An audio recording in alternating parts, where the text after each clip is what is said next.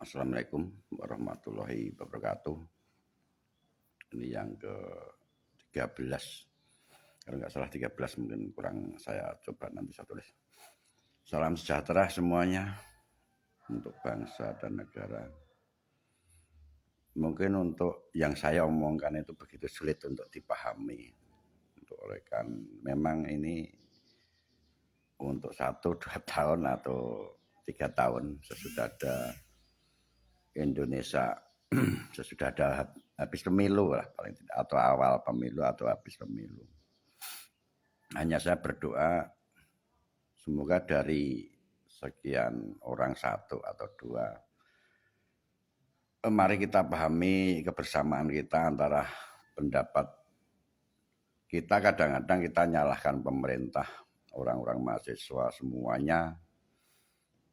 Coba kita renungkan dengan pilihan rakyat ini. Saya kira semua sudah memahami dari demokrasi kita, undang-undang pemilu kita yang terbuka, multi partai, dan pemerintahan kita seperti ini. Saya tidak mau berpikir yang negatif karena ini memang mungkin zaman harus kita alami. Untuk kedewasaan zaman ke era Indonesia emas, negara itu maju, makmur itu bukan pemimpinnya sebenarnya.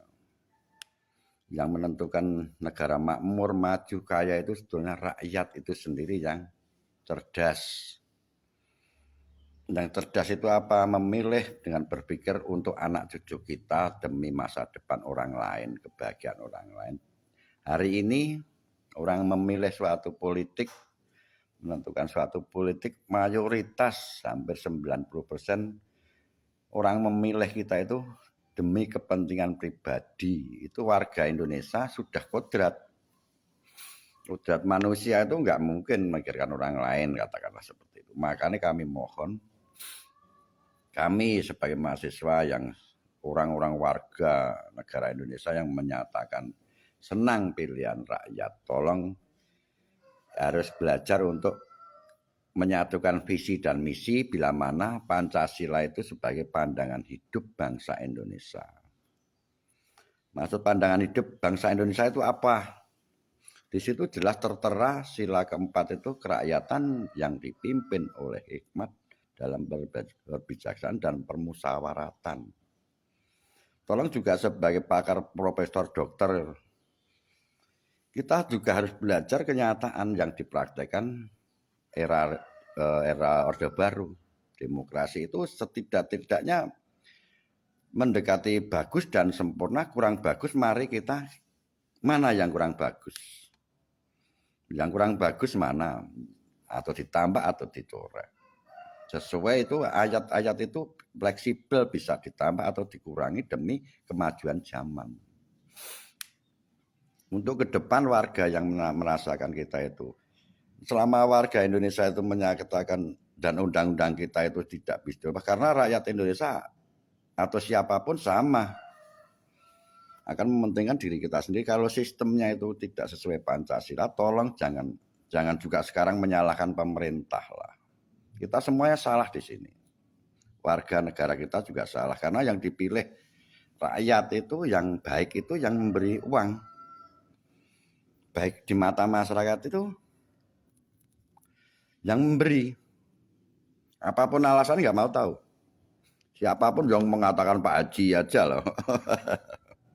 Yang sudah kaya aja tetap yang dia pilih yang memberi ya. Wah, pabrikku saya bisa berkembang, proyekku bisa nanti lancar. Nanti sesudah Pak Bupati, jadi saya dekat dengan Pak Bupati. Nanti jadi, nah sudah jadi apa Pak yang saya berikan dengan saya kan gitu. Mesti transaksi seperti itu. Oh gampang nanti saling bau lah, membantu lah gitu. Dan sekarang sudah dikatakanlah dengan demokrasi sekarang ada terbuka ini sudah menciptakan yang sebenar-benarnya adalah KKN itu yang murni sekarang itu memilih akan diberi imbalan. Itu jelas real. Kalau nanti KPK bisa baca siapapun itu real yang sekarang yang KKN itu sekarang. Tapi terukurnya bersih.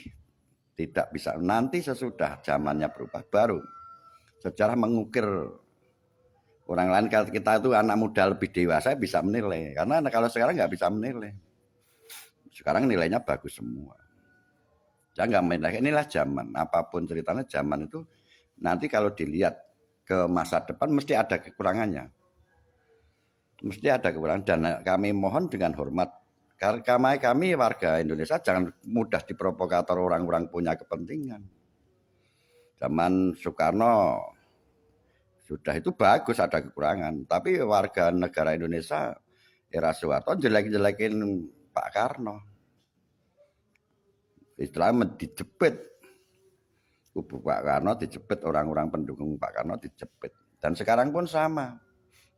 Sudah Pak Harto itu lengser, ganti, orang-orang sekarang balas dendam. Karena kepentingan satu orang, dua orang aja sekarang kita kena imbasnya ini.